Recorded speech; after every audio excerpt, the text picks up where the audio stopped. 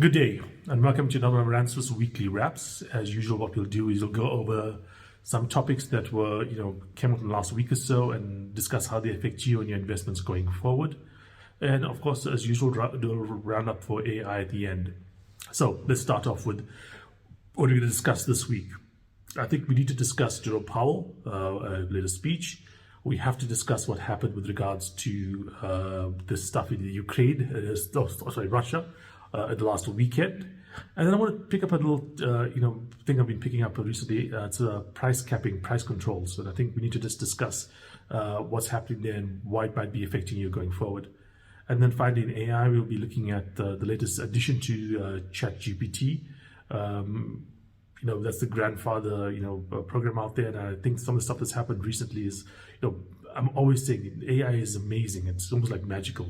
And yet again, you think you understand what's happening, you think you have a feel of what's happening, and the stuff that they come out each time is literally, it feels magical. Okay, let's start off with the topics of the week, and then we'll go to the AI stuff. So starting off with the Ukraine-Russia situation. Last weekend, we had a attempted coup, it seems to be, between the leader of the Wagner Group. The Wagner Group, for those that don't know, is a mercenary group, a Russian mercenary group that operates a lot in the Middle East and especially in Africa. And the leader of that group, Mr. Prigozhin, basically has decided to march on Russia with about 25,000 troops or so. Shot down a couple of helicopters, by the way, Russian helicopters, Air Force copters, and made it reasonably close to Russia, the Russian capital, before the Belarusian his leader, Lukashenko, came out and said, let's make a deal, let's not get crazy around here. And so it seems to have kind of calmed the situation down. As I speak to you, it's less than a week from the time of the coup, or attempted coup. And we still haven't seen all the details, as yet. Apparently the Wagner troops are going to be disarmed, they're going to be moved more to Belarus. And what we are seeing is that the Russians basically are going to pardon the people that were involved in it. There's even a discussion that there might be a psyops, that it might be a way to get Wagner troops into Belarus, boost that country's military, make sure it doesn't, get out of hand in terms of attempted coup against the leader in Belarus, who's very pro-Russian. I might even be able to open another front on the Ukrainian border because it also borders Ukraine. So yeah, it's an interesting, developing situation. What I want to point out is the following fact. Irrespective of your belief around Putin, Wagner is worse. Wagner has been accused of some really, really bad things in Africa.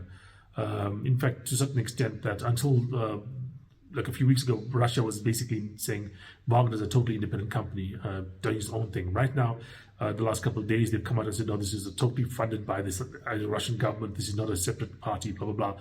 Therefore, we control it. The reason that they were giving such a distance between themselves and Wagner was because Wagner had committed some really, really horrific, there's no other word to say this, crimes against humanity in Africa. And that distance between them, the government, and the military or the mercenary group was meant to basically shield the Russian government from criticism because of that. Now that they've agreed to it, who knows what might be the full outcome of that particular revelation, quite frankly. Prigozhin is a much more volatile, much more impulsive kind of figure. Wagner is often manned by actual criminals. I mean, one of their recruiting strategies is to go straight to a prison and say, guys, you got a 10-20 year prison sentence for murder or for assault or in some cases rape, etc. And come work for us for like 6 months or something. We'll pay you for that time. We'll train you, and then at the end of it, you're free. That's the kind of people that are part of Wagner. Actual, real scum of the earth criminals. If you don't mind me saying so. And that is the group that could very well have had control of the largest nuclear arsenal in the world last weekend. They were a few, kilometers away from the Russian capital. Apparently, Putin had fled to St. Petersburg. Apparently, the military was not that keen on fighting Wagner. In fact, in some cases, they were chanting Wagner's name.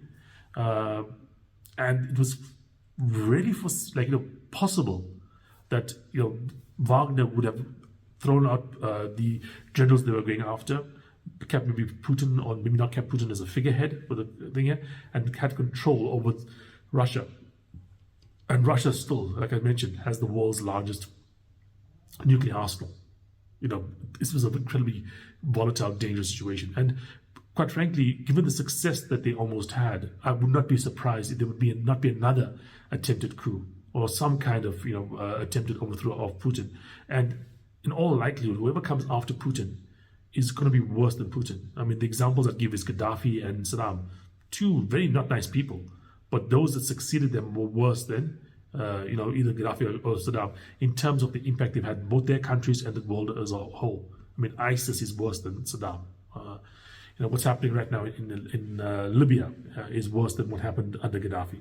So just keep that in mind. The next thing is Jerome Powell. Jerome Powell had a speech this week where he discussed, his forecast what's going to happen with interest rates going forward.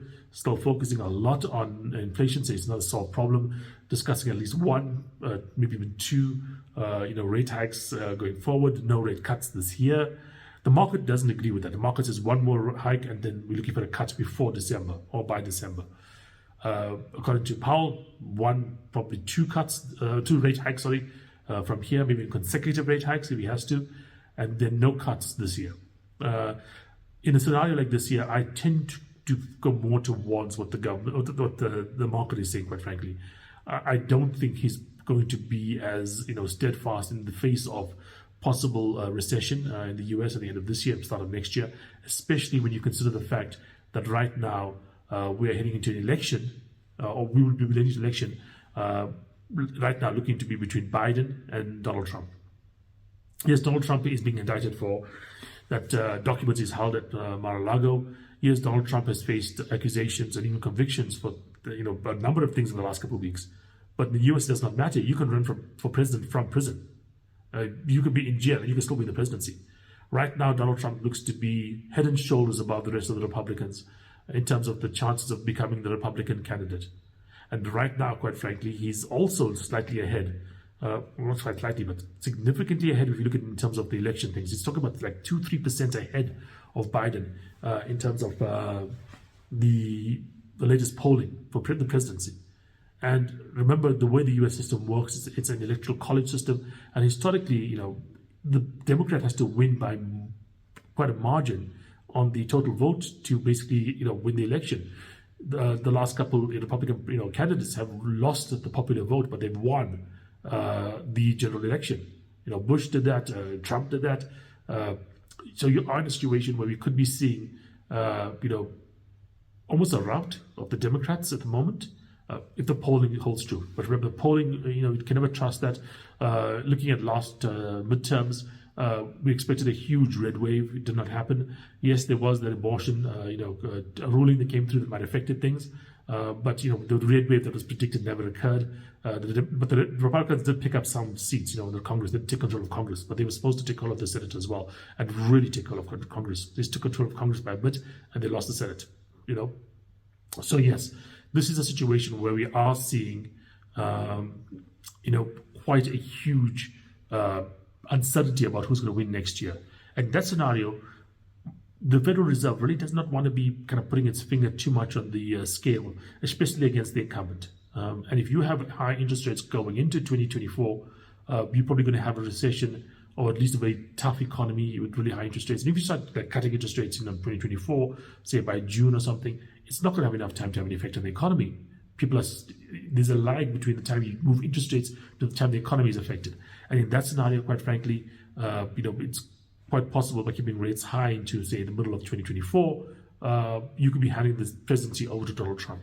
That's the thing. And I don't think the Fed wants to do that. And so I do think there's a lot of political as well as other kind of factors making us believe that the Fed's going to cut interest rates probably sooner than they are talking about. Okay. The next thing is what's happened with the price controls. So I've been looking at price controls recently, and I came up with some interesting conclusions. Firstly, price controls, for those that don't know, is basically capping prices at a certain level to stop them from moving as they would normally in a market. Supply and demand determine prices. You put a price high, a price ceiling, so prices can't go above a certain level.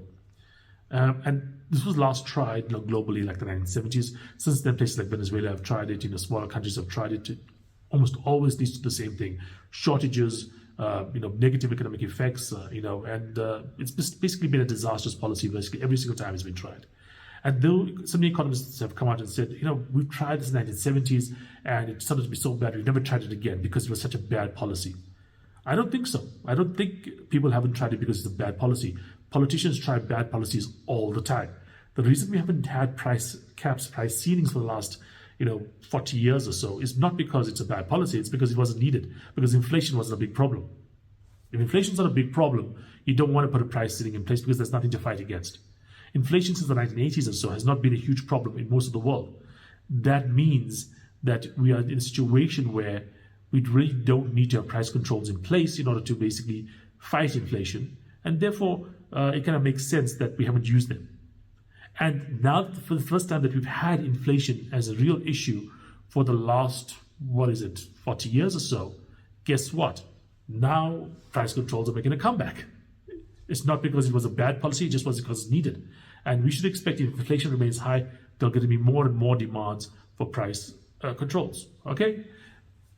Where are we seeing price controls come into play? For instance, we started that last year, in the West with the hikes around, natural gas prices in Europe, and we saw the Europeans step in and basically put caps on the price of natural gas. We've seen Rishi Sunak, who is a former investment banker, who you would think would be familiar with the economics. He used to work at in investment banking before he became the the UK Prime Minister. That basically does not prevent him from looking at the possibility of putting in, price ceilings. It didn't prevent him to that. He's since pulled back from the idea more because of other reasons. But as a former investment banker, no, wasn't enough for him to know that price ceilings weren't working. He still went ahead and did it. We are seeing similar moves coming through from the US. Basically, anytime you hear the word greedflation, people are talking about price ceilings. Anytime you hear the word corporate profits being too high, price gouging, people are talking about price caps, price ceilings, price controls. Because what you're saying is that the market's not clearing the prices at the right level because corporations are maneuvering and using their power in order to get above market prices or get way too high or unfair pricing. And therefore the government needs to step in and make sure prices don't go too high. Now, the thing with price controls is that they do work. They do work in the short term. They stop prices going up. That's what they're meant to do. But what they also do is they cause shortages. What happens is that when you have prices too low, people want too much stuff. If the price of TVs was 5 rounds of TV, I'd want 1,000 TVs in every room of my house. You know what I mean? If the price of TV goes to 5 rounds of TV, no TV maker wants to make any TV. So I want a lot of TVs, no TVs available. That's the definition of a shortage. When you have as many TVs available as people want to buy, that's when you have no shortage. And if you have price controls on virtually any good, you're going to have a shortage, and that's going to be a long-term issue. Okay, so yeah, this is a thing that's making a bit of a comeback. I wrote an article about it recently. You can read that up. But I do think that price controls may be making a comeback, and they not because people have forgotten lessons of the past or whatever. It's just because they are useful politically in the current situation. They weren't useful for 40 years. That's why they weren't there. Not because they were not good, not because they were not working. Both of which are true. They're not good. They do not work long term. But politicians will go for the opportunistic thing all the time, and they will go after price controls again if inflation becomes a long-term problem again. Okay, and then finally, I want to bring up a little roundup in AI. Many stories this week we could discuss, but I want to focus on one thing, which is GPT-4 has added video. Added pictures. Now, GPT-4 was trained on pictures, but the version until recently that we were able to use inputted words and got out words. Now, the way they are integrating pictures here is not like, for instance, the way DALL-E or Midjourney works, where you go in and say, hey, I want a picture of a man on a chimpanzee running around the moon. Okay, and Midjourney will give you a picture of that, and so will DALL-E and all the other programs out there. No, it's much more interesting and much, much more useful.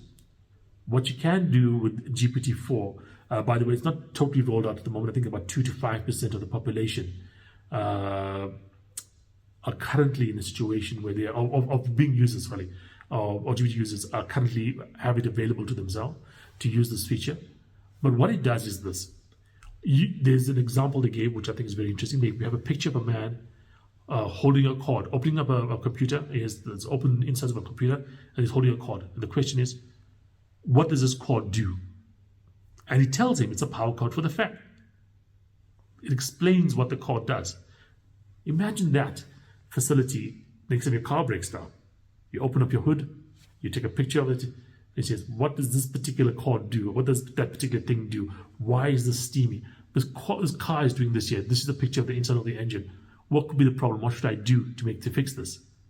That is the stuff that GPT-4 can do at the moment. That is what we are talking about. Or there are pictures of people taking, a picture of their arm or a picture of, a medical slide and asking questions about that. In the medical slide picture, the program was able to identify what the slide was off and give, some reasons as to why there was an abnormality in that slide. Basically diagnosing you based on the slide. If you have access to the x-rays that you had done on some part of your body and you show this picture to GPT-4, guess what? It can actually tell you what's wrong in your x-rays. You have a weird mole on your arm and you want to see if it's cancerous. Take a picture. It will give you an answer that will help you. There was it actually gave, for instance, in one case, a person had a bruise on their arm, and it gave reasons that you might have a bruise even if there was no, physical contact. What diseases could cause this and what the remedies for those diseases are.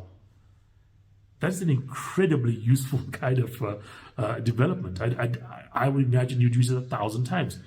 How many times have you had a car engine break on you, or an appliance break on you? How many times have you had a question about an illness, or even if you were out in the garden, or what's that plant, what's that bird? There's an unlimited almost variety of additional usage you can have to GPT-4 beyond what you're already using it for with prompting. So yeah, huge development. And it again is one of those things that's amazing about AI, is that even as used to to the magic of AI. I've played with DALL-E, I've played with Midjourney, I've played with GPT-4 a lot. In fact, I've not just played them, used them actually in work, for work purposes. This still took me by surprise as to how useful this, just adding photos, images to GPT-4 is. I would not have thought of all the kind of things that they showed with this example. And can you imagine what happens when you add video? The stuff it can do that's going to be amazing, where you can basically have your chatbot linked up to your camera of your phone and just basically, oh, look what's happening here. Well, explain to me what's happening here. And it will. Oh, by the way, one of the examples they gave there was textbook examples where they took pictures from a textbook and asked the program to solve certain problems, explain certain concepts, a whole bunch of things. It's incredible how useful adding images are to GPT-4. Beyond what I would have thought, quite frankly, looking at it in advance, when I thought GPT-4 images, I would have thought, oh yeah, it can do the same stuff that DALL-E does, can do the same stuff that Midjourney does. No, it's a whole order of magnitude more useful than I thought it would be. Okay, that's it for this week, and I look forward to speaking to you guys again next week. Have a good weekend. Cheers.